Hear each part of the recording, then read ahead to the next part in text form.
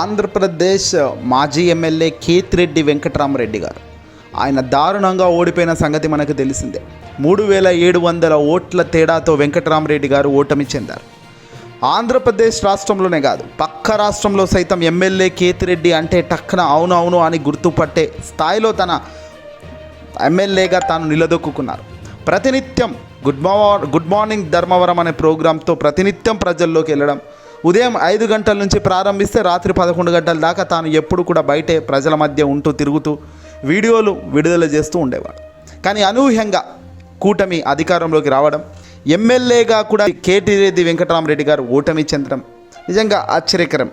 అయితే తాజాగా కేతిరెడ్డి గారు ఓ సంచలన వీడియోని రిలీజ్ చేయడం జరిగింది. చిన్నగా తాను చెబుతున్న లెక్కలు, తాను అంటున్న అంశాలు అన్నీ చూస్తే నిజంగా ఆశ్చర్యం కలుగుతుంది. ఈవీఎంలలో జరిగిన గోల్మాల్ గురించి వివరిస్తూ కేతిరెడ్డి గారు విడుదల చేసిన వీడియో నిజంగా ఇది కరెక్టేనా, ఇలా చేయవచ్చా, ఏం జరిగి ఉంటుంది అన్నది ఇక మీకే వదిలేస్తున్నా. జాతీయ దినపత్రికలు కానీ జాతీయ సంస్థలుగా తేల్చిన లెక్కల ఆధారంగా తాను చెబుతున్న లెక్కలను టీవీలో డిస్ప్లే చేస్తూ తాను వివరించే ప్రయత్నం చేసుకొచ్చారు. ఒకసారి తాను స్వయంగా ఏం చెబుతున్నారు అనేది వినే ప్రయత్నం చేద్దాం. ఏంది ఎలక్షన్లు అయిపోయినాయి, మళ్ళీ ఇది అంతా అయిపోయింది, సీఎం అయిపోయినాడు, ప్రధాని అయిపోయినాడు, మంత్రులు అయిపోయినారు, అంతా అయిపోయినాడు, ఇంకా కేతిరెడ్డిని ఇంకా ఏంది చెప్తున్నాడు ఏందని. సరే, ద బ్యూటీ ఆఫ్ డెమోక్రసీ, ప్రజాస్వామ్యం వర్ధిల్లాలని పెద్ద పెద్ద స్టేట్మెంట్లు ఇస్తూ ఉంటాం, అతిపెద్ద డెమోక్రటిక్ నేషన్ అని చెప్తూ ఉంటాం.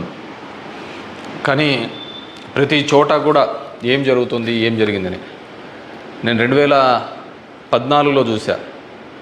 దొంగ ఓట్ల ఎక్కించుకునే కార్యక్రమం, దాని మీద విపరీతంగా ఫైట్ చేయడం జరిగింది. తర్వాత దాన్ని ఆధార్ కార్డుతో లింక్ చేయాలని తీసుకున్నారు, కానీ మ్యాండేటరీ కాదు అనేది కూడా ఒక లింక్ పెట్టి తీసుకున్నారు. ఎందుకంటే మనకు అలా దరిద్రం ఉంది. గ్యాస్ సిలిండర్లు కావాలన్నా ఆధార్ కార్డుకి లింకు కావాలా, లేకుంటే ప్రతిదానికి ఆధార్ కార్డుతో ఉండాలి అని చెప్తారు. కానీ ప్రజాస్వామ్యాన్ని నిలబెట్టేది మాత్రం ఆధార్ కార్డుతో మ్యాండేటరీ కాదు అని చెప్పి ఇచ్చినారు. మరి మిగతా దానికందరికీ మ్యాండేటరీ ఎందుకైందో, దీనికి ఎందుకు ఖచ్చితంగా ఇవ్వాలి అనేది మాత్రం మరి ఆదేశించలేకపోయినాయి.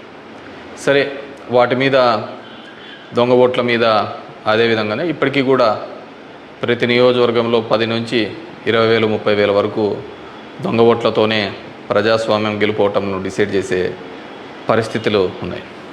కానీ నన్ను ఎట్లాగో ఎలక్షన్స్ అయిపోయినాయి, ఓడిపోవడం జరిగింది.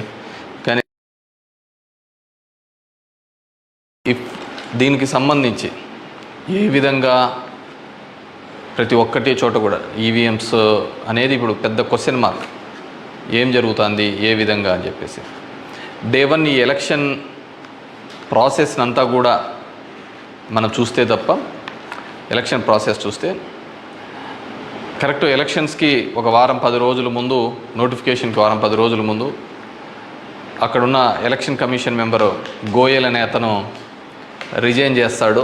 ఎందుకు రిజైన్ చేస్తాడో, ఏ దానికి చేస్తాడో తెలీదు. తర్వాత అంతకుముందు వరకు ఉన్న ఒక చట్టం, ఒక ఎలక్షన్ కమిషన్లో ఒక మెంబర్ని అపాయింట్ చేయాలన్న అనే దానికి ప్రధానమంత్రి, ప్రతిపక్ష నాయకుడు, చీఫ్ జస్టిస్ ఆఫ్ ఇండియా ఈ ముగ్గురు సమక్షంలో ఎన్నుకోవాల్సిన దాన్ని మళ్ళీ ఒక కొత్త చట్టం తీసుకొని వచ్చి ప్రతిపక్ష నాయకుడు, ప్రధానమంత్రి, క్యాబినెట్ సహచరుడు అని పెట్టి తీసుకొని వచ్చి ఒక కొత్త వ్యక్తిని తీసుకొని రావడం జరిగింది. అది మనం అందరం కూడా చూడడం జరిగింది. కానీ ఏం చేస్తారంటే బ్యూటీ ఆఫ్ డెమోక్రసీ, ఏ విధంగా కావాలంటే వాళ్ళ ఆ విధంగా చేయడం జరిగింది. ఈరోజు నేను కొన్ని ఉదాహరణలతో, నేను ఆంధ్రప్రదేశ్ దీని గురించి మాట్లాడితే మీరు ఇట్లా ఓడిపోయినారు కాబట్టి ఏమైనా చెప్తా అంటారు, ఏమైనా మాట్లాడుతూ అంటారు, ఏం అప్పుడు లేదా ఇప్పుడు లేదా అని కూడా మాట్లాడుతూ ఉంటారు. నేను ఇంతకుముందు కూడా చెప్పా, ఏ విధంగా కేవలం ఒకటి మాత్రమే ప్రశాంత్ కిషోర్ ఏ విధంగా చెప్తాడు, కేకే సర్వే అనే వాళ్ళు ఏ విధంగా చెప్తారు, లేకుంటే అశ్విని దత్ అనే అతను ఏ విధంగా చెప్తాడు 160 అని చెప్పేసి. ఎందుకంటే ప్రజల నాడి ఎవరికి దొరకలేదు, అందలేదు అనేది వాస్తవం. అలాంటప్పుడు వీళ్ళు ఏమాత్రం గ్రౌండ్ రిపోర్టు చేయని వీళ్ళకి ఏ విధంగా తెలుస్తుంది. వన్ థింగ్ ఏదైనప్పటికీ కూడా నేను కొన్ని పత్రికల్లో వచ్చిన ఆర్టికల్స్, అదేవిధంగా మిగతా దానిలోకి వచ్చిన ఆర్టికల్స్ని దృష్టిలో ఉంచుకొని మీ ముందు కొన్ని ఉదాహరణలు తీసుకొని రావదలుచుకున్నాను. ఇక్కడ చూసినామంటే తమిళనాడు రాష్ట్రంలో తిరువల్లూరు నియోజకవర్గంలో ఇది పార్లమెంట్ వైజ్గా నేను చెప్తున్నాను, టోటల్ 14,30,738 ఓట్లు పోల్ అయింటే, కానీ ఈవీఎం మాత్రం కౌంట్ చేసినప్పుడు 14,13,941 ఓట్లు 47 ఓట్లు చూపించాడు. అంటే 16,791 ఓట్లు కౌంటింగ్ చేసిన దానికంటే పోలైన ఓట్లు తక్కువగా ఉన్నాయి తిరువల్లూరు అనే విధంగా. అదేవిధంగా అస్సాంలో చూస్తే 10,760 ఓట్లు తగ్గినాయి. అంటే వీళ్ళు కౌంట్ చేసిన దానికి, వీళ్ళు ఈవీఎంలో ఇచ్చిన దానికి పోలింగ్ అయిన దానిలోకి చూస్తే, పోలింగ్ అయినది చూస్తే 12,40,306 అయితే ఈవీఎంలో కౌంట్ చేసిన దానిలకు 12,29,546 ఓట్లు ఉన్నాయి, 10,760. ఒడిస్సా ధనకల్ అనే చోట 11,93,460 ఓట్లు ఈవీఎంలలో పోలయింటే ఈవీఎంలు కౌంట్ చేసినప్పుడు మాత్రం 11,84,033 9,427. అదేవిధంగా గుంటూరు మన ఆంధ్రప్రదేశ్లో చూస్తే 14,11,989 పోలయింటే కౌంటింగ్ చేసినప్పుడు 14,04,061 ఓట్లు 7,928 ఓట్లు పోలైన దానికంటే ఈవీఎంలలో తక్కువగా కనపడడం జరిగింది. అదేవిధంగా ఎక్సెస్ వచ్చినాయి, అంటే పోలైన దానికంటే ఈవీఎంలలో ఎక్సెస్ రావడం జరిగింది. ఆ సంఖ్య చూస్తే అస్సాంలో కరీంగంజ్ అనే చోట చూస్తే 11,36,538 ఈవీఎంలలో పోలయింటే ఎంచే టైంకి 11,40,349 అంటే 3,011 ఓట్లు పెరిగినట్టు కనపడినాయి. అదేవిధంగా ఒంగోలులో చూస్తే ఈ 13,99,707కి కౌంట్ చేసినప్పుడు 14,11,174 ఓట్లు.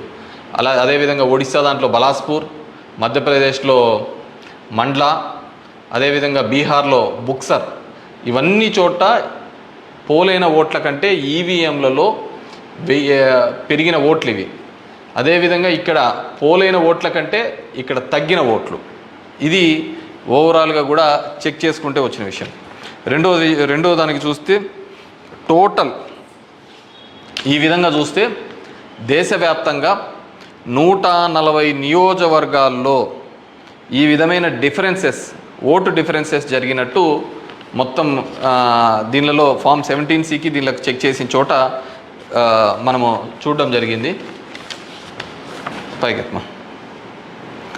అదేవిధంగా ఈ విధంగా 16,000 ఓట్ల నుంచి ఈ విధంగా చేయడం జరిగింది. మే 25 ఈసీ రిలీజ్ చేసిన దాని ప్రకారము, ఒక్క నిమిషం, ఇవన్నీ కూడా చిన్నవి మాక్ ఓటింగ్లలో జరిగినవి ఇవన్నీ అని చెప్పేసి వాళ్ళు చెప్పడం జరిగింది. ఇంకా ఏమంటే ఫామ్ 20 ఇంకా ఇంతవరకు ఆన్లైన్లో కూడా అప్లోడ్ కాలే. మామూలుగా ఇవన్నీ ఆన్లైన్లో అప్లోడ్ కావాల్సిన విషయం. ఎందుకు అవన్నీ చెప్పచ్చు, లక్షల మెజార్టీలలో వస్తున్నప్పుడు ఈ 1000, 2000, 3000 ఎందుకు ఈ విధంగా అని చెప్పేసి నేను దానిలో కూడా కొన్ని ఉదాహరణలు చెప్తాను. దీనిలో సంబంధించి చూస్తే మొదటిది ముంబై నార్త్ వెస్ట్ మహారాష్ట్ర దానికి సంబంధించి మొత్తం ఈవీఎంలలో పోలైన ఓట్లు 9,51,580 ఓట్లు మొత్తం పోలైనాయి. కానీ ఈవీఎంలు లెక్కేసినప్పుడు దాంట్లో 9,51,582 ఓట్లు ఈవీఎంలో మాత్రం కౌంటెడ్గా కనిపినాయి. అంటే ఆడ లెక్క చేసిన దానికి దీనిలకు సంబంధించి తేడా కనపడడం జరిగింది. కానీ అక్కడ ఏం జరిగిందంటే శివసేన యూబీటీ అభ్యర్థి డిఫీటింగ్ అమోల్ గజనన్ అనే అతన్ని 48 ఓట్లతో మాత్రమే అక్కడ ఓడించడం జరిగింది. అదేవిధంగా సెకండ్ కేసులో చూసినాము అంటే జైపూర్ రూరల్లో రాజస్థాన్లో 12,38,818 ఓట్లు ఈవీఎంల ద్వారా పోలయింటే కానీ ఈవీఎంలలో లెక్కించినప్పుడు మాత్రం అది 12,37,966 ఓట్లుగా మాత్రమే చేయడం జరిగింది. 852 ఓట్లు అక్కడ కౌంట్ కాలే. 852 ఓట్లు అక్కడ కౌంట్ కాలేదు. బీజేపీకి సంబంధించిన రావు రాజేందర్ సింగ్ అనే అతను ఈ సీట్ని గెలవడం జరిగింది. అతను గెలిచిన దానికి మార్జిన్ 1615 ఓట్లు, 1615 ఓట్లతో ఆయన గెలవడం జరిగింది. 1600. కానీ అక్కడ వచ్చిన తేడా 852. ఇది ఇట్లా మారిపోయినా ఇది ఇట్లా గెలిచిందో అంటే ఆ లోయెస్ట్ మార్జిన్. ఎందుకని థర్డ్ కేసు చూస్తే, థర్డ్ కేసు కంకర్ ఇన్ ఛత్తీస్గఢ్, అక్కడ పోలైన ఓట్లు 12,61,103 ఈవీఎంల ద్వారా ఓట్లు పోలైంటే, ఈవీఎంల ద్వారా మనకు ఫామ్ 17లో ఇచ్చినప్పుడు ఈవీఎంల ద్వారా ఉండేది. కానీ లెక్కేసినప్పుడు 12,60,153 ఓట్లు అక్కడ కౌంటెడ్ అని, 950 ఓట్లు ఆడ కౌంట్ చేయలే, మిస్ అయినాయి. ఎట్లా మిస్ అయినాయో తెలియటంలే, ఎక్కడ కనపడటంలే. దాని ద్వారా బీజేపీకి సంబంధించిన భోరో రాజ్ నాగ్ అనే ఇతను గెలవడం జరిగింది. 1,884 ఓట్లతో గెలవడం జరిగింది ఇతను. Fourth case Farrukhabad in Uttar Pradesh, 10,32,244 EVM ఓట్లు పోల్డ్ అయితే, కానీ ఈవీఎంలలో చెక్ చేస్తే ఫామ్ 17 ఒక విధంగా ఉంది, దీనిలో చెక్ చేస్తే 10,31,740 ఈవీఎం ఓట్స్తో ఉన్నాయి. 460 ఓట్లు కౌంట్ చేయలేదు. ముఖేష్ రాజ్పుత్ అనే అతను గెలిచినది 2,678 ఓట్లతో. ఇటు గెలుపోవటంలో కంటే మార్జిన్ కంటే అసలు ఈ ఓట్లన్నీ ఎక్కడికి పోతున్నాయి, ఎక్కడికి మిస్ అయిపోతున్నాయి. అండ్ ఈ కేసులలో చూస్తే ఇవి అసలు వీవీప్యాట్లను కౌంట్ చేయాలని, అదేవిధంగా 100% ఇవన్నీ మాల్ ఫంక్షన్గా జరుగుతున్నాయని చెప్పినా కానీ మార్జినల్ ఎల్లరని, అదేవిధంగా సర్ప్లస్ ఓట్లు ఎందుకు వచ్చినాయనే విషయాన్ని ఇంతవరకు కూడా ఎలక్షన్ కమిషన్ చెప్పలేకపోయింది. అదేవిధంగా పార్లమెంట్ వైజ్గా ఎక్కడ తగ్గినాయి ఏ విధంగా అని చెప్పేసి ఇంతవరకు ఒక స్టేట్మెంట్, ఒక రీజనబుల్ స్టేట్మెంట్ కూడా ఇవ్వలేకపోయింది.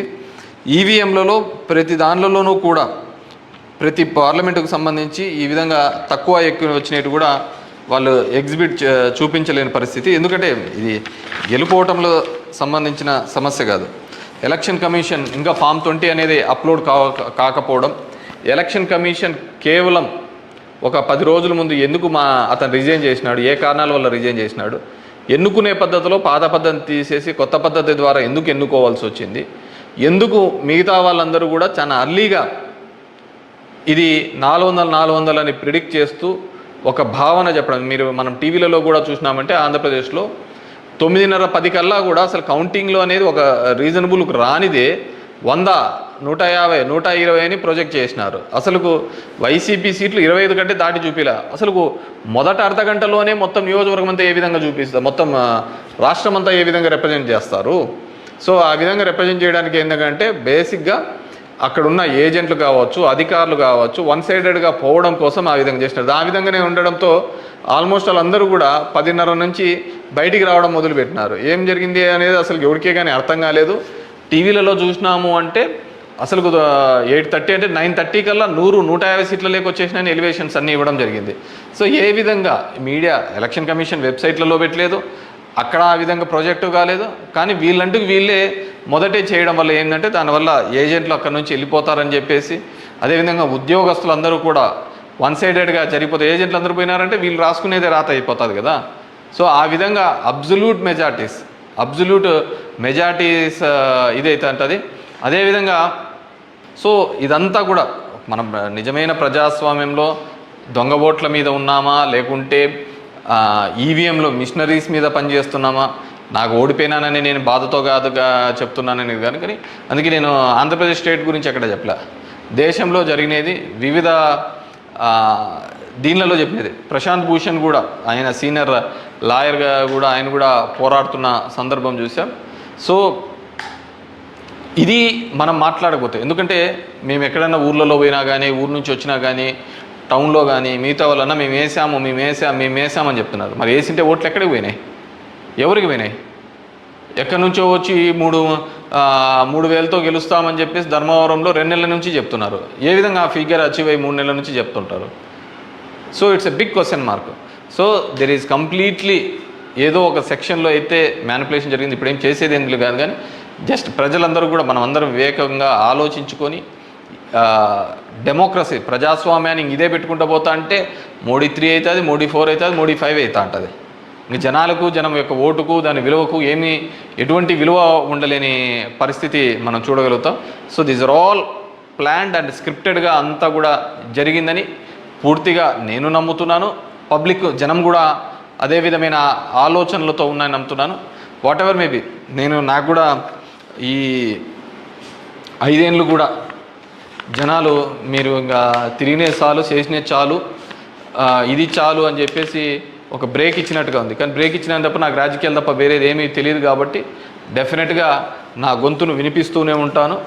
అన్ని విధాలుగా కూడా ఎక్కడెక్కడ ఏ తప్పులు జరుగుతున్నా కానీ, అది నియోజకవర్గ వ్యాప్తంగా కావచ్చు, రాష్ట్ర వ్యాప్తంగా కావచ్చు, దేశవ్యాప్తంగా కావచ్చు, ఖచ్చితంగా ఇంకా ఇట్లా కాకుండా నేనేం వేరే వాళ్ళను బూతులు తిట్టేది ఇంకోటి అవసరం లే.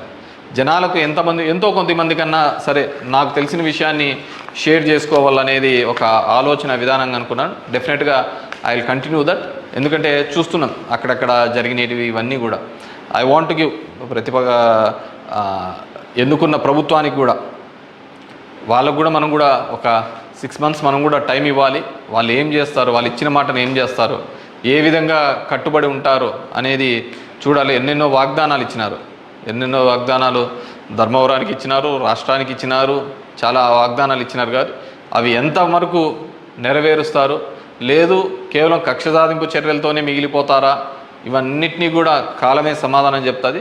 సో అప్పుడు end of the day who is the best అనే పద్ధతికి మనం అందరం కూడా మాట్లాడుకుంటామని చెప్పేసి తెలియజేసుకుంటూ, ఈ ఈవీఎంస్లో జరిగిన ప్రతి ఒక్కటి కూడా మీ దృష్టికి తీసుకొని రావాలనే ఒక ఆలోచన. నాకు తెలిసిన డిఫరెంట్ పేపర్లలో ఆర్టికల్స్, డిఫరెంట్ వాళ్ళు ఇచ్చిన ఇన్పుట్స్ ప్రకారం నేను చెప్తున్నాను.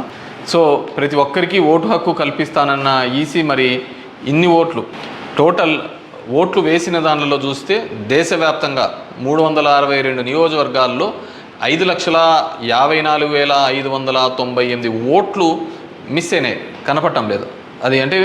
అది హెచ్చు తగ్గుల్లో కావచ్చు, దీనిలో కావచ్చు, కరెక్ట్గా రాకుండా అన్ని ఓట్లు మిస్ అయినాయి. మరి ఈ ఓట్లని ఎక్కడికి పోయినాయి? సో ఇదే పద్ధతిలోనే మొత్తం నడవాల్సిన పరిస్థితే అనేది కూడా మనమందరం కూడా, ప్రజాస్వామ్యంలో ఉన్న ప్రతి ఒక్కరు కూడా మనమందరం కూడా ఆలోచించుకొని భవిష్యత్తులో దీని మీద మాట్లాడకపోతే, నిశ్శబ్దంగా ఉన్నాము, వచ్చింది మన గవర్నమెంట్ ఎగలాడదామని, ఇంకోటి వచ్చింది ఇది అని చెప్పేసి వాళ్ళు చేసినారు. సరే, సదరన్ పార్ట్ ఆఫ్ ఇండియాలో కొత్తగా తీసుకొని వచ్చినారు, కులం మతం అనే దాని మీద రాజకీయం తీసుకొని వచ్చినారు. కానీ ఇవన్నిటినీ కూడా ఆలోచించాలి. డెమోక్రసీని మళ్ళీ మనమందరం కూడా నిలబెట్టాలి అంటే కూడా ఇవన్నిటినీ కూడా ప్రజలు ఆలోచించుకొని వారి గలమిప్పి వారందరూ కూడా వీటి మీద మాట్లాడాల్సిందిగా కోరుతున్నాను. Thank you.